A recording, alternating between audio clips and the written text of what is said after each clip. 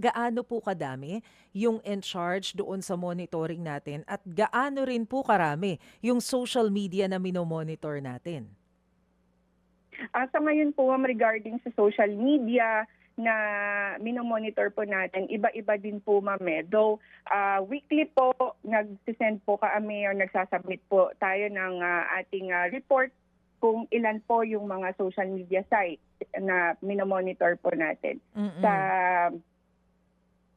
Opo. And also po, with regard naman po sa personnel po, iba-iba din po yung personnel na nakatoka po dyan since may everyday duty din po tayo sa pag-monitor online po. And may specific unit din po ang PNP Anti-Cybercrime Group po na yan po ang pinaka-priority sa kanilang tasking po. So sa kabuuan po, gaano po kadami yung inyong monitoring team? Monitoring personnel?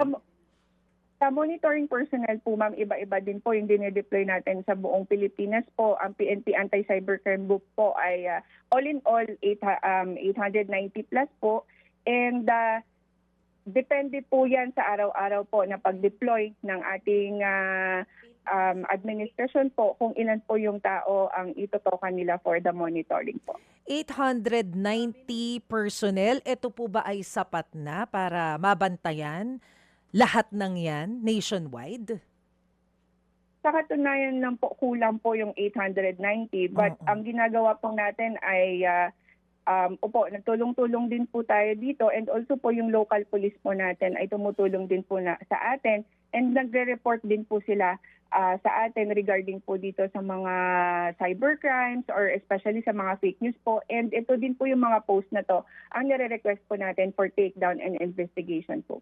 Okay, so once po na may nagreklamo na fake news yung pinost, ano po yung magiging kasunod na hakbang natin ulit?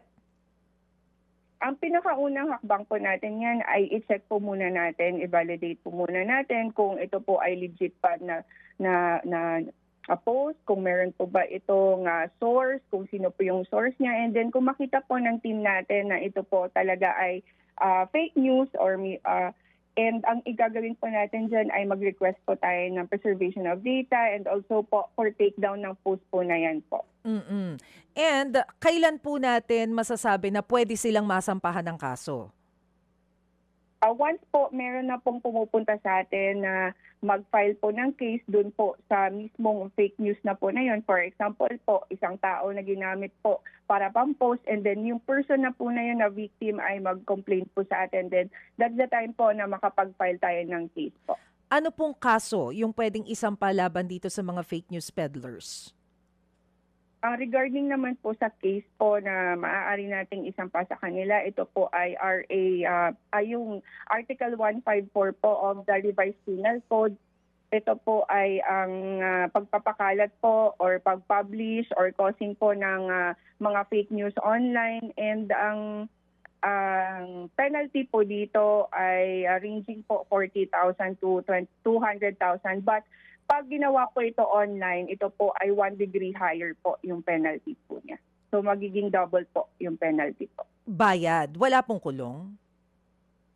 Meron po, ma'am, it's 1 day to 6 months po and 1 degree higher din po ang magiging penalty po dyan. Depende din po dyan sa appreciation ng court po kung regarding po sa kanyang imprisonment po. Mga kapatid, para sa iba pang mga balita at impormasyon, sundan niyo po kami sa X, Instagram, Facebook at syempre sa TikTok, True Network PH. Mag-subscribe din po kayo sa aming YouTube channel, True Network. May website din po tayo, truenetwork.ph at pwede niyo rin po kaming mapanood sa Channel 19 ng aming True FM TV. Lagi pa rin makinig sa radyo dito po sa 105.9 True FM dahil dito, laging true sa'yo, kapatid. Ito tayo sa totoo, tunay at tapat.